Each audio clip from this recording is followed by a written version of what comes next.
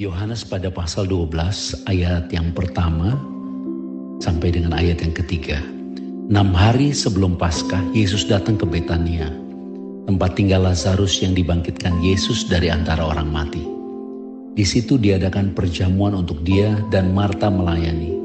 Sedang salah seorang yang turut makan dengan Yesus adalah Lazarus.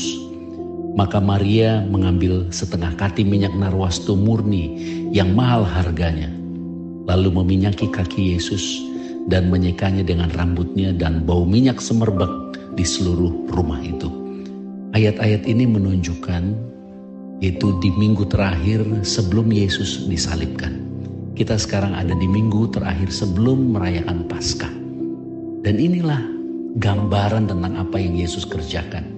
Betania adalah gambaran tempat orang miskin, karena Betania itu tempat orang-orang miskin. Lazarus, dia adalah orang yang mati dan dibangkitkan, gambaran kematian. Dan Lazarus di kitab Matius disebut si kusta, gambaran kenajisan. Dan Maria Magdalena adalah pelacur yang dikuasai oleh 7 roh jahat, gambaran kuasa kegelapan dan kecemaran. Semuanya kalau dijumlahkan berbicara tentang kuasa dosa.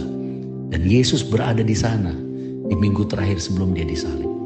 Dia masuk ke Yerusalem, dihormati, dipuja-puja, orang menaruh palem di jalanan dan baju dan kain dan jubah untuk menggambarkan betapa mulianya Yesus yang melakukan mujizat. Tapi bagi Bapa, melakukan mujizat bukan kemuliaan sesungguhnya.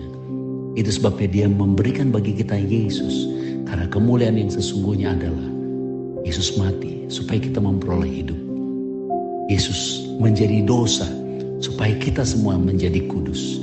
Dia direndahkan dan dihina supaya di dalam dia kita dimuliakan. Bahkan dia dituduhkan dan dihakimi kepadanya semua pelanggaran yang tidak dia lakukan. Bagi kita sekarang menerima anugerah kebenaran. Dan inilah kasih karunia yang Bapa berikan bagi kita di dalam Yesus Kristus. Kita akan memasuki Paskah, di mana kita akan mengingat bagaimana Yesus menderita untuk disalib.